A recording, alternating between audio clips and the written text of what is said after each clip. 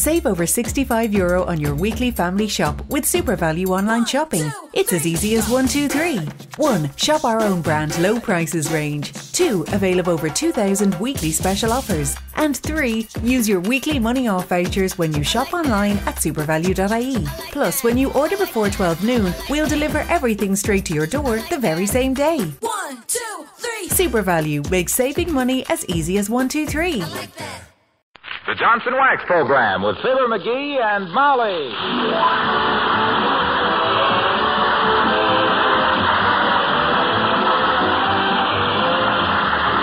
The makers of Johnson's Wax product for home and industry present Fibber, McGee, and Molly, written by Don Quinn and Phil Leslie, with music by the King's Men and Billy Mills Orchestra.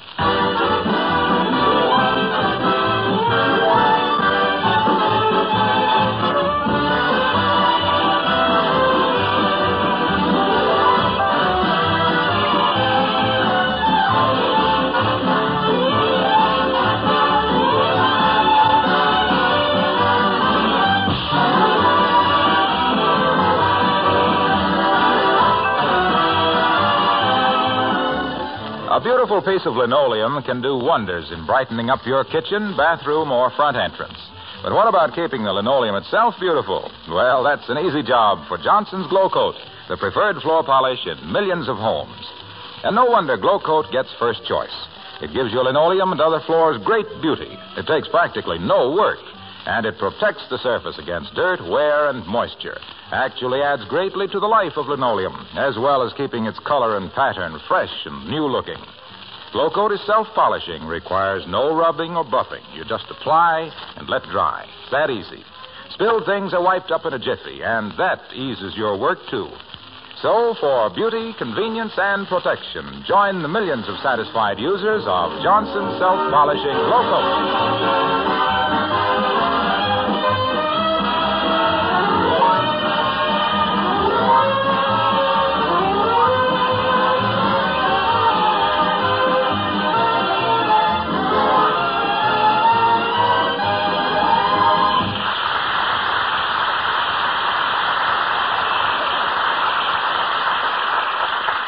This is a sad moment at 79 Wistful Vista, a sad moment and a tense moment.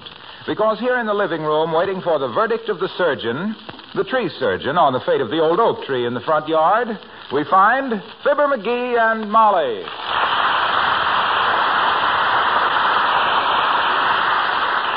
For goodness sakes, McGee, stop rushing to the window and pacing up and down. There's nothing you can do about it. I know, but my gosh, I will, gee whiz.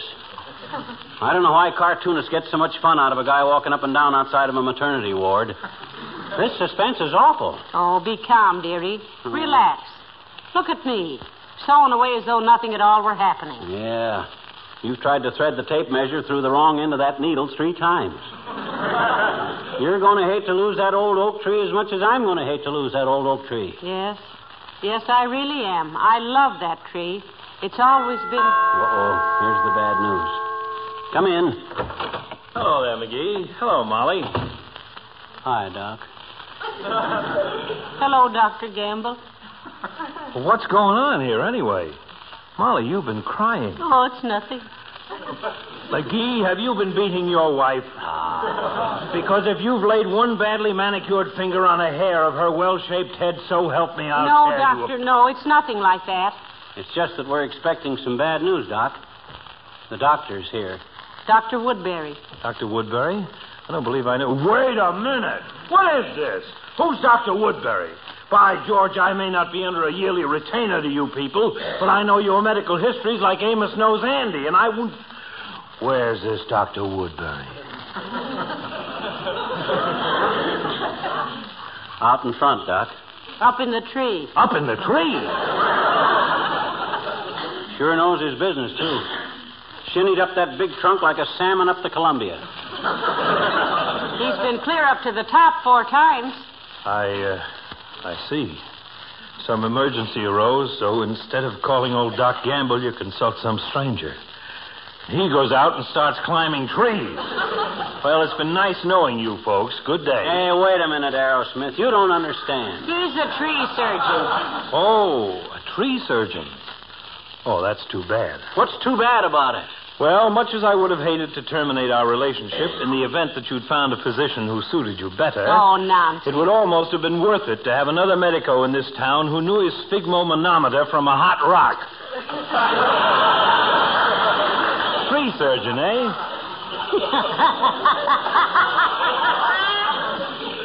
I tell you, he's the best in town, too, Doctor. He's the one who saved Toops' horse chestnut tree from a serious case of Japanese beetles last year.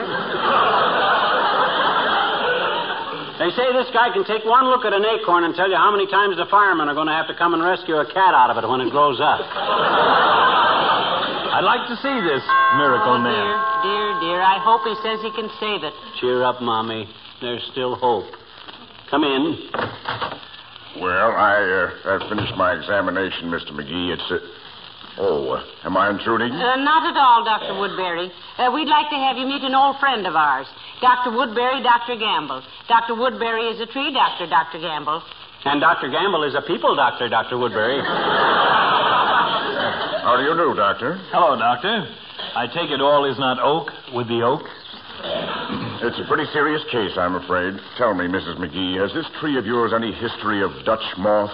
Any childhood diseases that you know of? No, I don't think so, Doctor. Though, as I remember, it had a bad attack of woodpeckers in 1929.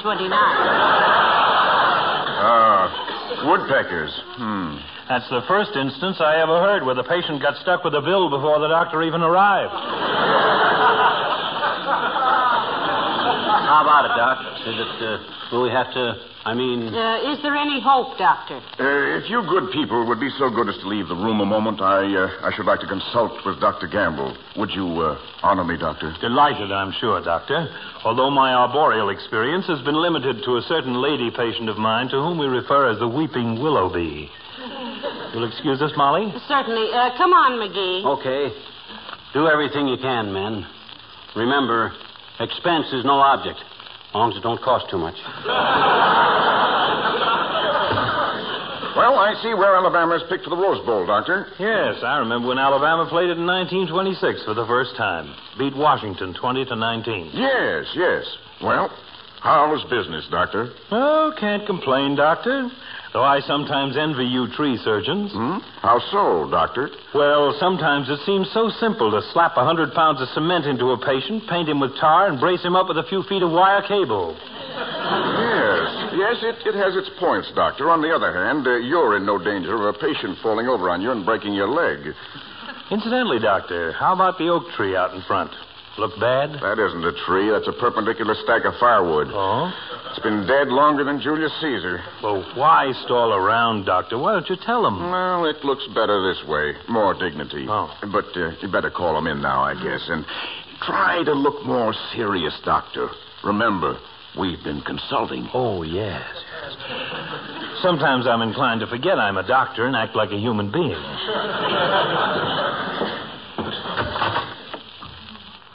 Come in, McGee. Well, Docs, what's the verdict? My boy, I'm afraid it's bad news. You mean? Yes, Mrs. McGee. As it must to all trees. The end has come to the old oak tree. It's battled its way through life from tiny acorn to sturdy tree. It has stood between your home and the fierce heat of the sun. It has been a barrier between you and the tempest. But now the birds must seek another resting place. The whippoorwill must shrill his plaintive call from elsewhere, and my fee is $7.50.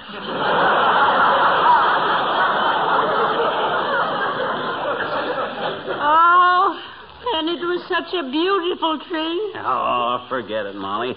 With that thing chopped down, maybe the paper boy can hit the front porch now and then. Well, here's your dough, Doc.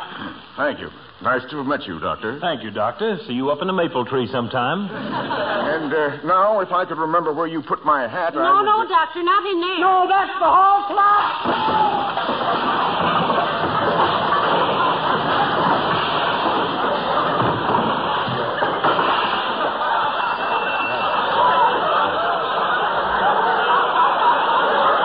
You couldn't hang a hat in there.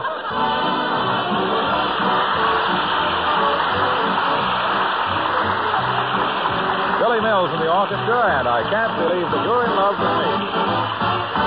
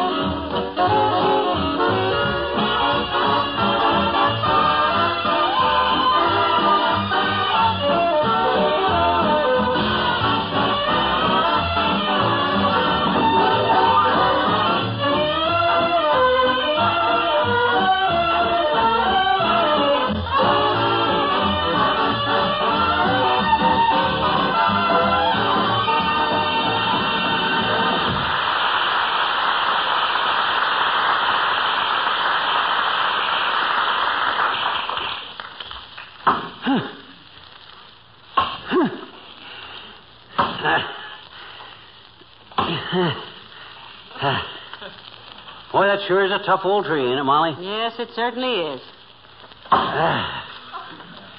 Yep. You take 50 more whacks at it, and then I'll chop for a while. You take the axe now, dearie. I don't want all the fun. Besides, I've got a crick in my back that would float the Queen Mary. Well, we better rest a while anyway. What do you mean we'd better rest? All you've done is grunt. Sure, but somebody's got to see that the works get started right. There's a lot of science to falling a tree, you know. Give me that axe and I'll show you. All right, here, you chop and I'll grunt. Thanks.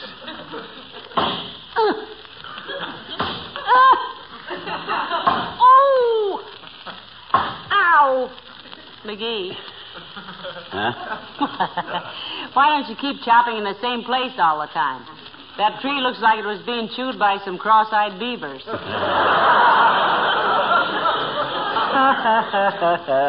It's easy to see you don't know much about lumberjacking, kiddo. Look, where do you suppose this tree's going to fall when it falls? Well, I hadn't really considered that, dearie, but for a rough guess, I'd say onto the ground. Ah, but where onto the ground? If it falls to the north, it'll crash through the roof of the house. South, it'll fall into the street and block traffic. Yeah? So I got to make it fall right straight down the center of our driveway. See? Well, how on earth can you make it do that? That's the trick, baby. That's where skill and experience comes in. You see, you got to make a deep cut into the trunk. Then right above it, you make a shallower cut. Then the tree falls to one side, you see. Are you sure you don't make a deep cut above and the shallower cut below? No, I don't think so. I always thought... Oh, hey, here comes Wilcox. Maybe he'll know. Hey, Junior, come here a minute. Hello, Molly. What's the matter, pal? Just a little matter of woodcraft, Mr. Wilcox. You ever a Boy Scout, Junior? Sure. Eagle Scout. Oh. Owl Patrol. Mm-hmm. Merit badges for bricklaying, bookbinding, picture framing, leather tooling, and housework. Housework? Yep. That's where I first heard about Johnson's self-polishing glow coat. Yeah. But what I want to ask you... that was one merit badge I won like a flash. I took some Johnson's glow coat over to the scoutmaster's house, you see, and showed his wife what it would do for her kitchen linoleum. Yeah, but look, Waxy, when you chop down a tree... I showed her how simple glow coat is to use. How you just pour a little out, spread it around with a long-handled applier, let it dry 20 minutes or less with no rubbing or buffing. Yeah, but what... And how it helps restore the beauty and sparkle of the original pattern. Yes, but himself here wants to know how to cut down a tree, so... And boy, when the scoutmaster came home that night and walked into his kitchen, he was astounded. He said, who is responsible for that beautiful, gleaming linoleum? And his wife patted me on the head and said, Eagle Scout Wilcox, Benjamin. And the scoutmaster said, Wilcox, I must ask you to resign from the Boy Scouts. So I did. After fixing up his kitchen linoleum so it would last so much longer and make his wife's housework so much easier? That was a dirty trick. No, he was right. He just found out I was 31 years old.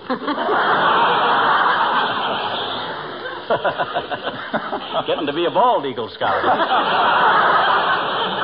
But look, Waxy, did you learn much about woodcraft? Plenty, pal, plenty. Look, if you get lost in the woods, you simply wait till October and see which way the geese fly, and that's south. But, Mr. Wilcox, do you know how to chop down a tree and make it fall where you want to? No, I don't. We didn't chop down trees. We were taught to love trees. Doggone it, we love trees too, Waxy, but this is a dead tree. It's got to be cut down. It's dangerous. And besides, it'll give us a lot of firewood for over the holidays. Yeah. Well, what's so funny about that, Junior? I just thought of a great gag about doing your Christmas chopping early. Oh. I want to get along home and tell Spaniel Eyes before I forget it. See you later, folks.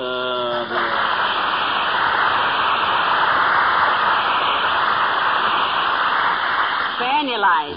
If my husband ever called me Spaniel Eyes, I'd give one sharp little bark and bite him in the garter. You'll never get a merit badge for wit and humor either. Christmas chopping. Oh, well, I'm sure I'm right about putting the deep cut under the shallow cut. One side, Snooky. I'm going back to work.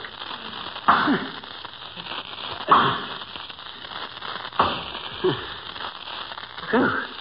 That's strenuous work, Molly. Great stuff to develop the gift-ceps, though. You mean the biceps theory? You can't buy ceps like mine. They're a gift.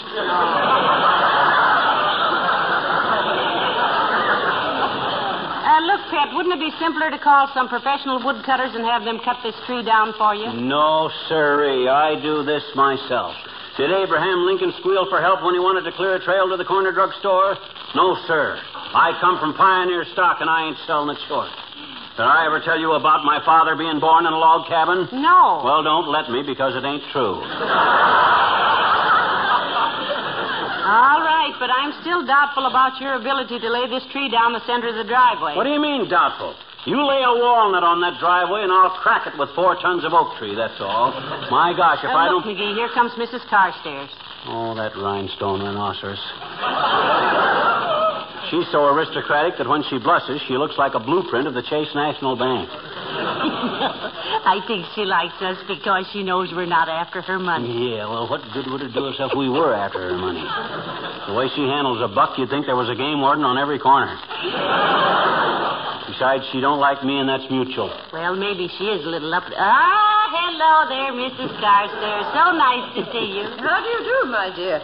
Glad for once to find you without your husband. Not that I dislike him particularly, although with a little effort... Hi, Carson.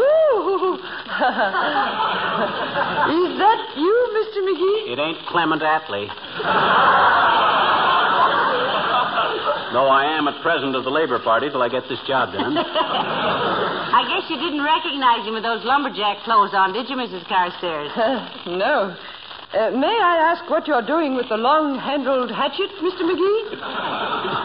I'm chopping this tree down, Carsey. Didn't know I was a woodsman, did you? Yes, I did.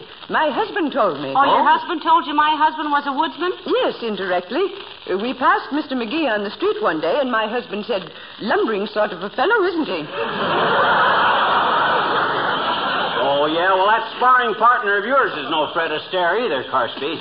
He's about as graceful as an armload of coat hangers. Please, Mr. McGee, for your Tell information... Mrs. Carstairs what you plan to do about this tree, McGee. Yes, do, Mr. McGee. Well, sir, the problem is this, Carsey. I got to chop down this tree so it'll fall exactly down the driveway there. That's quite a trick of woodmanship, too. Yeah, but he can do it, Mrs. Carstairs. He can do it. Sure, I can do it. I'll drop this trunk like a nervous redcap. Well, I should never have selected you as the lumberman type, Mr. McGee. Oh, he knows his way around in the woods all right, Mrs. Carstairs. In fact, he's not out of the woods yet. I'll say. Why, up there in Minnesota years ago, I was not only the greatest woodsman of my day, Carsey, but the greatest fisherman, too. In fact, I caught so many of one species of bass, they named me after it. Big Mouth McGee, I was known as.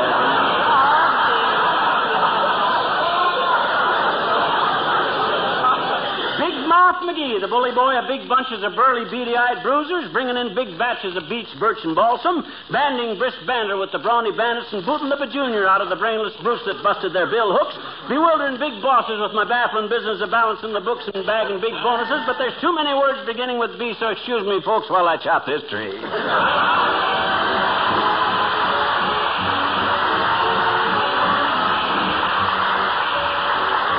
The King's Men and Come to Baby Do. I took a choo-choo fast as I could take a choo-choo. I came a long, long, long, long way to take you in my arms. And now it's your first move to prove that you've been true. Come to Baby Do. Come to Baby Do. I've been away, way, way, way, way beyond the blue horizon. I'm hoping no one else is on your mind. So pucker up, my sweet, and meet your Waterloo. Come to Baby Do. Come to Baby Do. Stop me from guessing. Ain't no time to tease. Stop all this messing. Put your bacon baby at ease. I wanna love, love, love, love just the way I wanna love you. I'm gonna try to make you understand. When all is said and done, the one for me is you. Come to Baby Do. Come to Baby Do.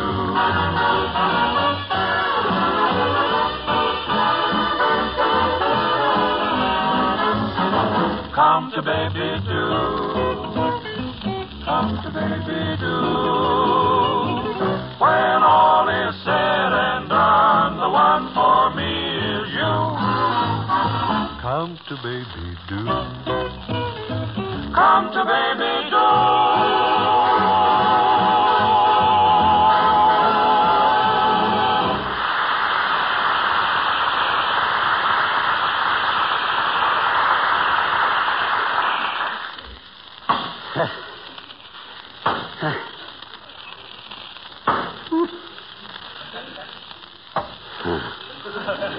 Better take it a little easy, dearie. That tree doesn't look very steady. Which way does it look like it's going to fall? Search me, McGee. I thought you said you could positively lay it right straight down the driveway, though. I positively can. I think. My calculations are right, and I'm positive they are.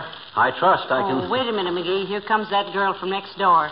The prize fighter's cousin. Oh, her again. What do you suppose they're Good at? day, Mr. McGee. Hello, Mrs. McGee. Hello there. When you get through using that axe, may I borrow it for Punchy McClatchy? He's my cousin, the prize fighter, you know. Yeah, we know, sis. Why do you want to borrow the axe? Well, Punchy simply must get out and do some road work today. You can't do road work with an axe, can you? No, but we have to threaten him with something. I'll be back for it later. Thank you. Mr. McClatchy must be the phlegmatic type. Huh? They have to threaten him with an axe to get him out of the house. He's the dumbest pork and beaner in the business. He uses up more seconds than a Fred Allen ad lib. Fred Allen, that is. They say McClatchy's bed linen is made of old circus tents. He can't sleep unless it's on canvas. I take it you're not one of Punchy McClatchy's greatest You admirers. can not only take it, you can keep it. McClatchy is a victim of fate. He is? He's got a Sunday punch, and all his fights are on Saturday. Oh, well, so much for the manly art of assault and battery. You think I can take a few more wallops at that tree? Well, I don't know, dearie. It's getting awfully wobbly. A breath of Chanel No. 5 would bring it down right now. Well, if it does, it'll fall right smack down the driveway, mark my words. But mark him in pencil, I could be wrong. Do my ears deceive me, or did I hear the little man admit he could be wrong? Oh, hello there, Mr. Mayor. Hi, La Trivia. Ever chop down a tree? You must have me confused with George Washington, McGee. I'm just mayor, not president. No, he's serious, Your Honor. He has a slight problem. Yeah, look, when you want a tree to fall in a certain direction, do you make a big cut under a small cut or a small cut under a big cut? On what side? Well, now, that's quite the most interesting problem which has confronted me today, McGee. And I have had some little dandies. Such as what, Your Honor? Such as the case we have in the corner lot at 17th and Oak Street. Oh. A carnival there was exhibiting a dead whale on a flat car. Night before last, the carnival moved out, leaving the whale. Now, a white elephant is popularly supposed to represent the acme of indisposability. But what does one do with a dead whale? Well, you've got quite a problem there, Mr. Mayor. Can't you dig a hole and bury it? And what would we do with the 100 tons of dirt that the whale replaced? Dig another hole and bury that? That approach is perpetual motion. I got an idea, Latriv. Yeah? Yep. That vacant lot ain't far from the county line, is it? A few hundred yards, I believe. What of it, McGee? Well, suppose some dark night the flat car should break loose and run a half mile down the track. That'd be kind of take it out of your hands, wouldn't it, Latriv? My boy, I thank you. Oh. You have solved the case of the fragrant mammal.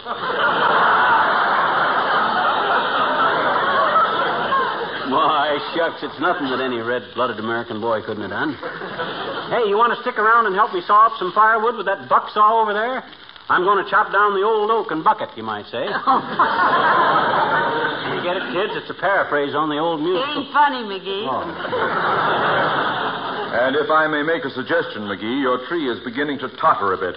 Hadn't you better bring it down? Well, I'm a little dubious, Latriv, about the method. Like I said, undercutting or overcutting. I don't want to take any chances. Well, being a politician at heart, I'll trade a favor for a favor. Huh? You got that whale off my hands, so I'll call my city forester and get advice on felling this tree. Oh, wonderful. But you boys had better hurry. This monarch of the forest is about to abdicate.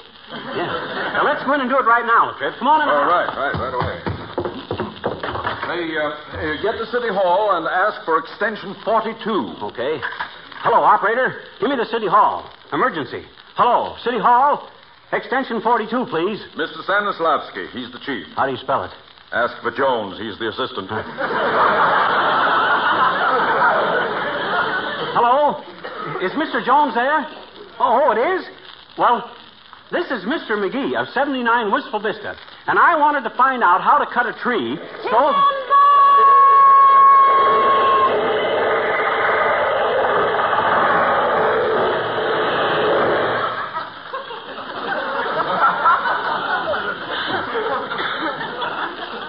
Hello? Hello, Mr. Jones? Is that you, Mr. Jones? Well, thanks anyway, Mr. Jones. Goodbye. Come on, Latriv. Well, you did it, McGee. Very efficient, McGee. Right down the driveway. Well, Natch. I told you I could do it. Now I'll drive downtown and get a few guys to help me trim the branches off.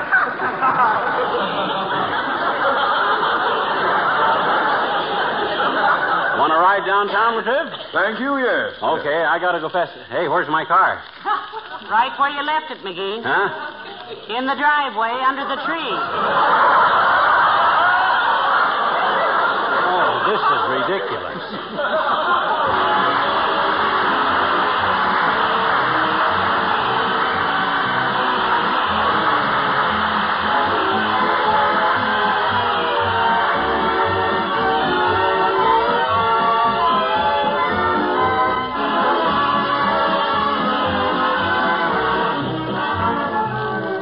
You know, if it did nothing more than make every room more beautiful, you'd be grateful enough for Johnson's Wax. But it does so much more. It protects all kinds of surfaces against wear and dirt, wood, metal, and leather. Its regular use does away with costly refinishing of floors, for example. It protects the finish of your tabletops, brings out the beautiful grain of the wood. And then, besides beauty and protection, Johnson's Wax saves you work all through the year. Waxed surfaces resist dirt and dust. They're so easy to keep clean. When you walk into a neighbor's home, you can tell at a glance if it's a wax-protected home. If its floors, furniture, and woodwork gleam with friendly, mellow beauty, the chances are 10 to 1 you'll find Johnson's Wax, paste, liquid, or cream on the pantry shelf.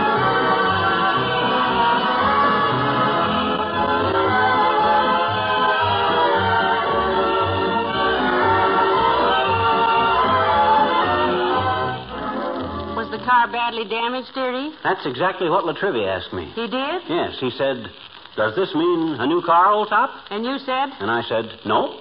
New top, old car." And he said? He said, "Good night." I see. Well, good night, all.